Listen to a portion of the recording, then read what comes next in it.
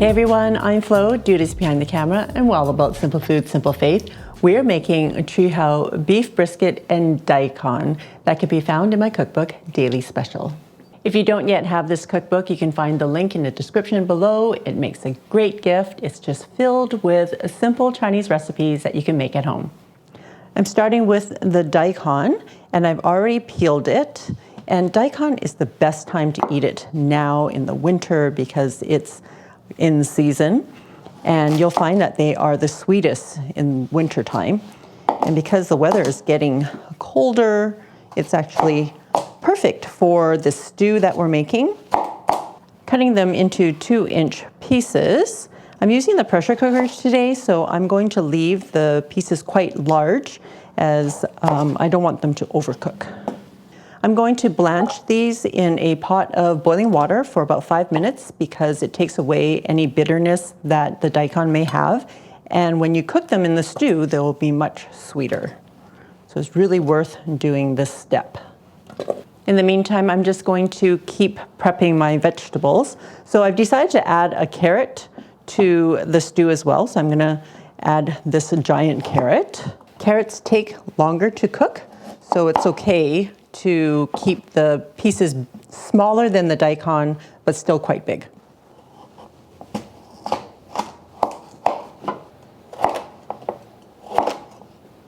I have 2 pieces of ginger. It's about 2 ounces, and I'm just going to slice them up. I have 3 giant cloves of garlic. You'll probably need about 6 instead of 3. Up to you. You can use as little or as much as you like. I wanted to smash it so that it'd be easier to chop, but maybe it won't. Well, so much for that idea. It's okay. I can still chop it up finely. I was trying to save my wrists instead of using the back or the flat side of the knife to pound them flat. All right, I think this is good enough.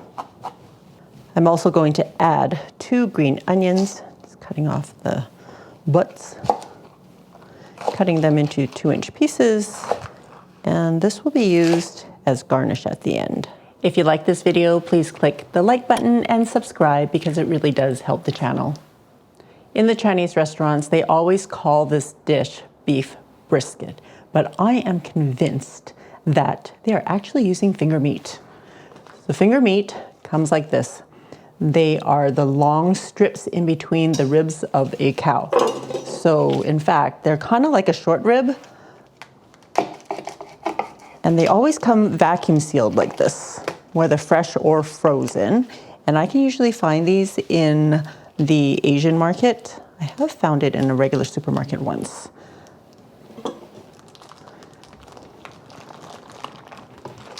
So I guess they're called finger meat because they look like strips of fingers, like a finger.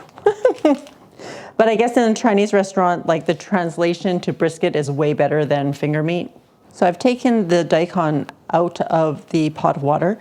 I've also dumped the water, and now I'm heating up another pot of water in the same pot. I didn't wash it. I just wanted to do the cleaner blanching first, and I am gonna blanch the beef. I'm going to try to cut these down into equal sized pieces. Like sometimes it's skinnier on one end than the other.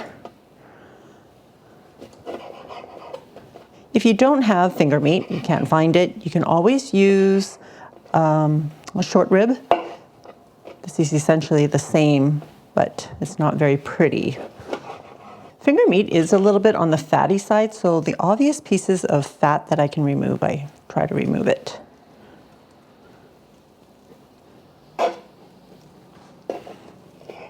The reason why we're blanching or parboiling is because we want to remove all the impurities from the meat. However, if you don't do it, just know that it might be, the soup part of it might be cloudy, and it would be because of the stuff that kind of comes out and floats around. So we're going to try to get rid of some of it, but if you don't want to do the parboiling, it'll still taste fine. All right, I just wanted to show you Wayyy parboil. So this was 5 minutes in boiling water, and look at all this kind of scummy stuff that floats to the top. So if you decide you're gonna cook it without parboiling, again, it's gonna taste fine, but I think it's worth taking this extra step. And you all know I can't be bothered with much, but this I will bother. So I drained and rinsed the meat under cold water and put it in a clean bowl, and they're ready to go. Moving on to the sauce, I'm using a 1/4 cup of Shaoxing wine. Shaoxing wine is a rice wine and cooking wine. You can find it in the supermarket. If you don't have Shaoxing wine, you can use regular rice wine or sherry. We've been known to use bourbon. We just need something to elevate the flavors. 2 tablespoons of soy sauce, just regular soy or light soy. 1 tablespoon of dark soy sauce. Dark soy sauce adds color. 1 tablespoon of oyster sauce. Oyster sauce adds umami. And 2 tablespoons of Chu Hou paste. Chu Hou paste you can buy in the Asian supermarkets. This is what gives it, well, its Chu Hou name.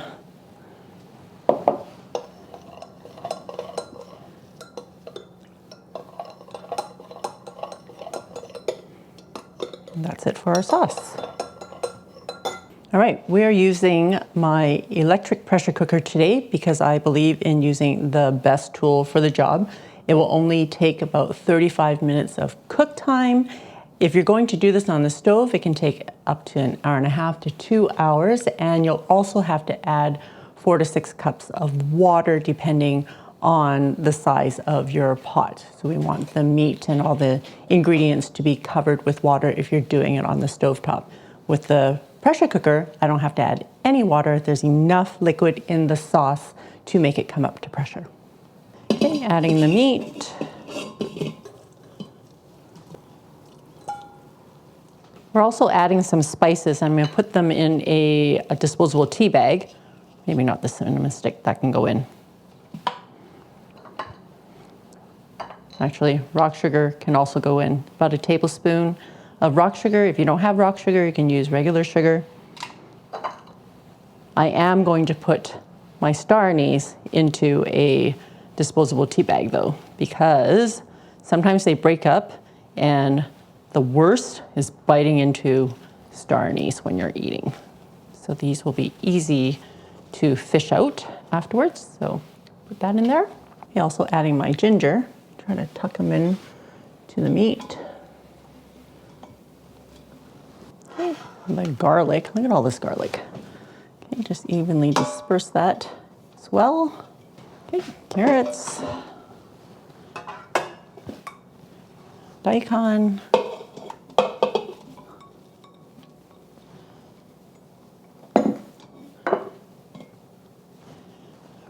and last but not least, the sauce. Just kind of drizzle it over evenly.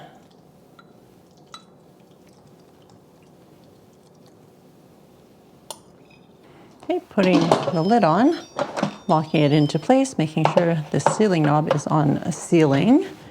And we're going to cook it on high pressure for 35 minutes. And that's it. See you in a bit.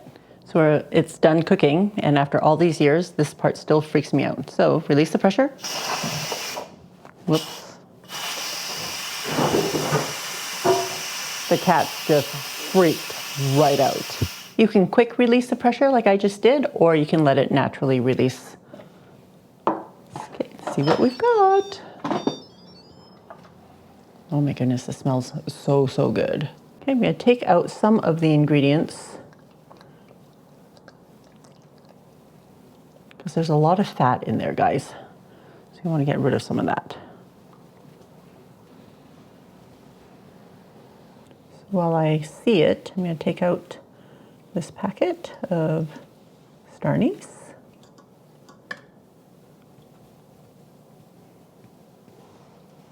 And the cinnamon stick as well.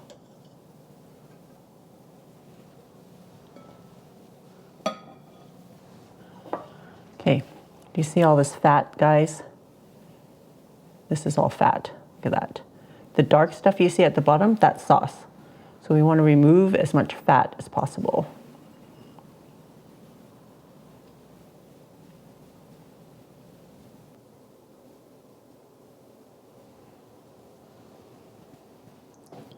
All right, so there was quite a bit of fat.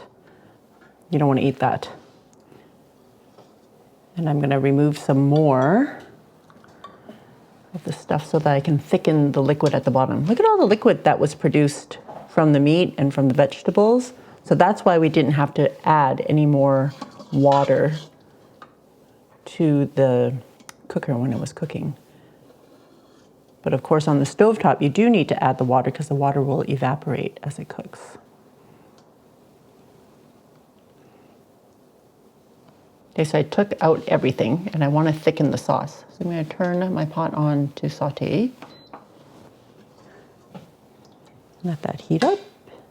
In the meantime, I'm going to make a slurry.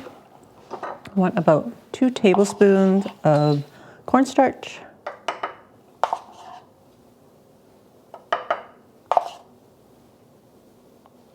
Adding about 2 tablespoons of water. Remember, it has to be cool or room temperature water, otherwise the cornstarch will just thicken up and be one giant clump, so we don't want to do that. It only dissolves in cool or room temperature water. Once the sauce starts to simmer, you're going to add your cornstarch slurry. You want to heat it through and wait for it to thicken. It should only take about a minute. All right, see how the sauce has thickened? It's like a gravy now. We're going to add our green onions into the sauce just to heat them through.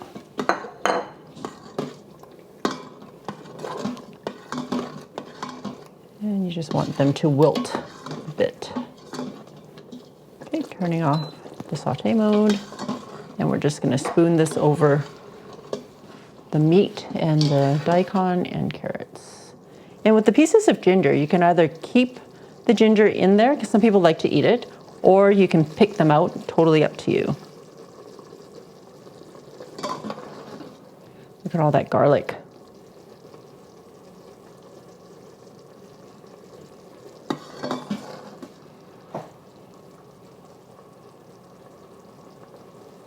All right, are you all ready for? I would lift this bowl up, but I'd wind up burning my hands. Dude, this is the taste. This bowl of brisket, ngao lam, in a restaurant, half the portion, 25 to 30 bucks. Rice is cooking, and it's gonna be a yummo dinner. Oh, I didn't show you guys that. Like how I can split the carrot. It still has enough structure, but using my chopsticks, I can portion it out. Same thing with the daikon. That's awesome. So you get the presentation, you get the texture, mouthfeel, and without becoming mush.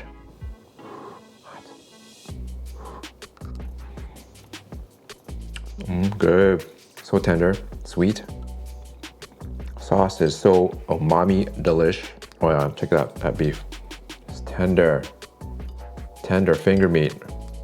Yeah.